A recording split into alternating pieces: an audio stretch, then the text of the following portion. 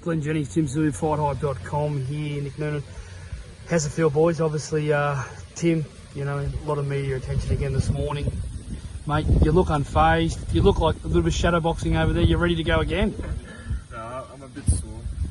Have a few days off and get back into the gym after. Yeah. But yeah, it's a good feeling after a hard camp, especially after the whole COVID thing. I never really stopped, just kept going, so Yeah. it's a lot off the chest. I want to go back to January, boys. You went over to Vegas. You went over to Floyd's gym.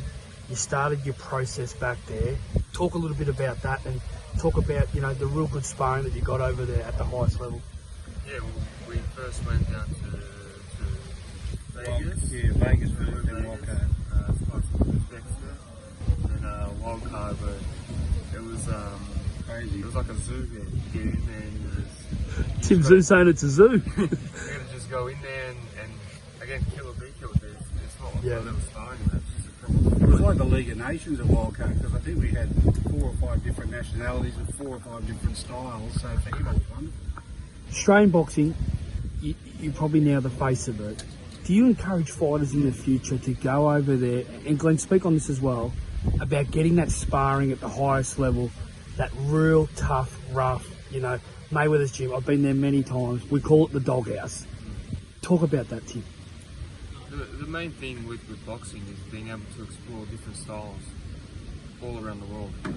In Australia, we have that style where we're taught to be tough and rough and that, but in the world there's so many more different styles. You have slick boxers, you have boxers that are just pure defense, you have boxers that are the haymakers, you have boxers that are the pressure fighters. Yeah. You have hungry fighters. Yeah, that's the whole point of when you go to America, is that you have all these different boxing styles come from all around the world, come to that one gym.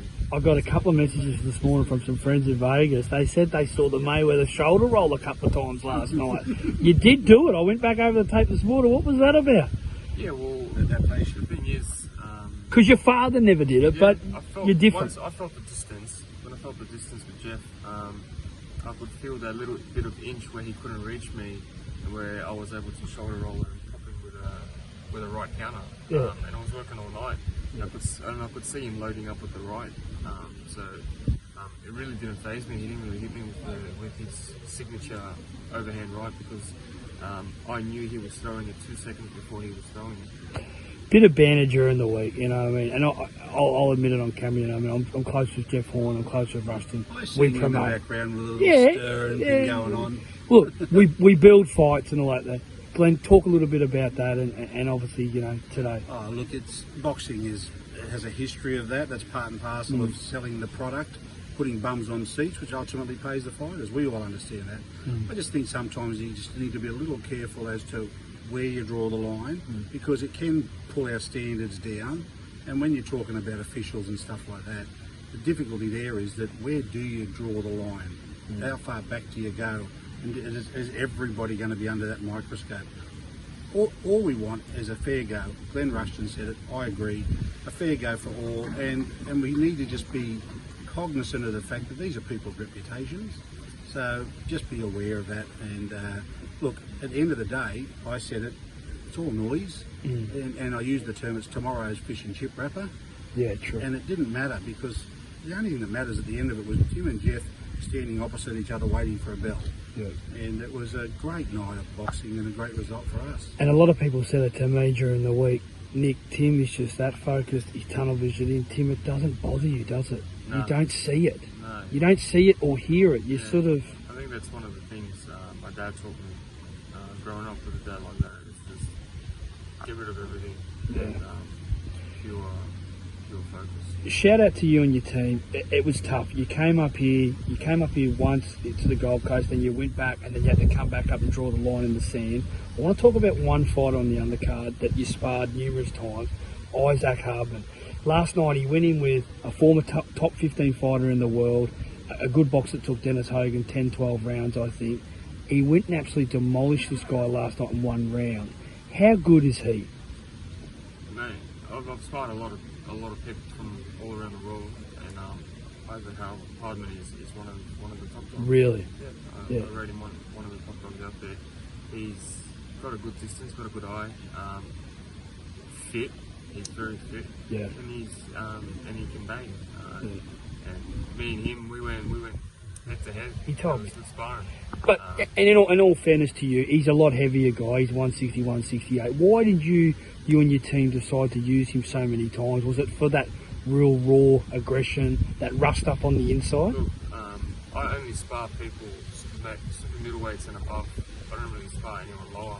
Yeah. The fact that professional boxing is all about strength and physicality. And last night,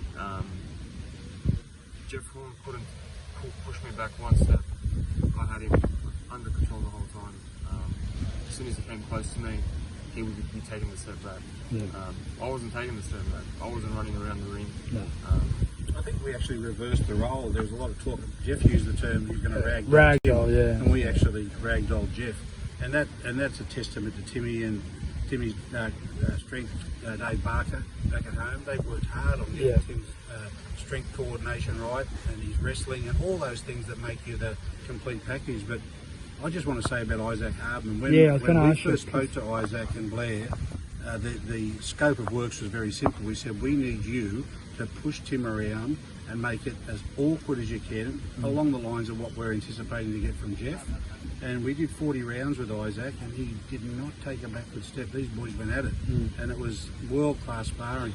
And you know what? Just on that, the two boys that we utilised right through this camp, Joel Camilleri and Isaac Hardman, who have had a go at each other, both had emphatic wins last night. Emphatic wins. I think the reality for that is, for them boys, they learned probably more in that 40 round experience each across our camp. They've gone to another level, and they showed it last time. Congrats to them. True. And I was going to say, because you've seen boxing a long time, over 35 years, Isaac's only 7-0. Where do you rate him?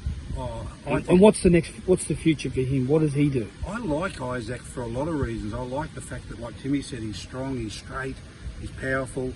But I like him for his personality in boxing. The kid's scared of nobody.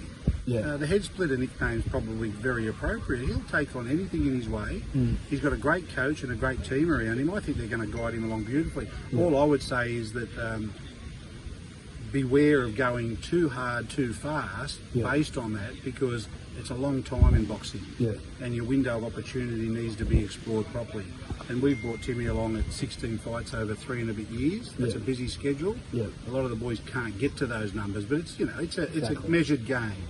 As we spoke about on our podcast, Against the Ropes, and there's no offence to some of the media here, we know who the big names are in the WBCs and the 154s, the Rosarios, the Charlos, the Herds. There's a lot of guys out there. Is there potentially, and as Tim said before, full credit to you, you said before about bringing the names here, they've just seen it, we've seen it this morning at 2 o'clock in the morning in LA, 5 o'clock in New York, Russia obviously 3 o'clock in the afternoon. Is there potential to bring a big name down here, Tim? I think there is. Yeah. I think, again, Queensland is the boxing spectacle right now in the world. Me and Jeff just produced a fight, which is the biggest fight this year. So there's a name out there, Teixeira. He has one of the belts. Charlo, that 154, and Rosario are going to fight. You obviously can't fight them in the 3 months. Would that be something that the No Limit team, Team Tszyu team, have a look at and say, Teixeira, do you want to come down and fight in front of a crowd? Yeah. I think it's a great opportunity to bring a world title here. Teixeira is an interesting one. He's out of Brazil, which is a big COVID problem. So that in itself makes it very difficult to move him to here or for us to go there. So that's the issue we face. We've got an amazing option for Russia for a mega fight, but we're also bound by COVID for Russia right now. So Matty and I have already had chats. We may well put Timmy back in this year, depending on the quality of the opponent we can get. But it'll only be going forward in leaps and bounds. There'll be no sidestep or backwards. And the reality is now that we are now looking at major international opponents that we'll bring in for Tim's next fight. There's nowhere to go for Tim now, but every step will be a challenge, and we need to bring those international guys out here to Queensland, to Townsville, because this is the safest place to put on an event in the world. Because a lot of friends that I had in Vegas, they watched your fight, and in LA, Connecticut, they all said it was just great to watch boxing with a crowd. That was the shock. And that's nothing against the top-ranked summer shows, you know what I mean? And obviously Al's doing some Different shows now at environments. BBC. They look a lot different on TV. Yeah. They walked in 15,200 people last Yeah, night. that's right, mate. So Exciting. It was great, wasn't it? Like, unreal. and keep in mind for this poor guy, and his preparation started January 1. That's what, 7 months ago. It's the world's longest preparation. Yeah. And to culminate it last night with a big stadium fight.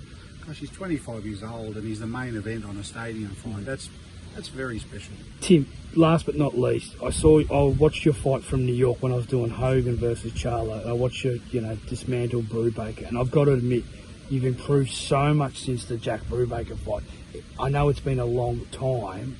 Have you surprised yourself how much you've improved since then, or was it just you felt Jeff Horn being a better fighter probably than Jack Brubaker has brought you up again? That's all it is. Yeah, okay. I just need those caliber of opponents that bring me to the next level, to be able to showcase my skill. Yeah. I believe I do have the skill. The main thing is I've got the will and the desire to succeed, and the tunnel vision to keep going. Yeah. I think that's the difference, mate. There's few on the earth, and I've just spent 5 weeks with him again, who have that unbreakable focus, the DNA passed down from his dad, and that's just a wonderful thing to have. I thought it was fantastic I've what he never seen- said last this night kid's a about machine. Tim Tszyu. This kid is a machine, and his focus is beyond belief at times. There could be a bomb go off next to him, and he's not aware of it because he's putting his wraps on. It's insane. That's something you're just born with, Timmy, and not just Grew up from we day speak about your dad all the time, but shout out to your mother as well, Nikita, the family. It's not just your dad, your mum as well. You're very close with her. The whole family's driven. Yeah. That's exactly right. My mum and dad are quite Nikita, similar. every time Tim and Nikita want to play cards, it's on for you. Oh yeah, me and my brother were very competitive, so we always used to have wars in our household. No worries. All right, guys. Well done coming up here, and don't worry, you proved a lot of people wrong, and all the best. Get back to Sydney, and who knows? You guys might be the New South Wales boys coming into our state, you buggers, and headlining the show. If it's good for Australian boxing, that's the main thing. We'll always be blue. Hey, always be blue. Thank you, Glenn Jennings, Tim Tszyu.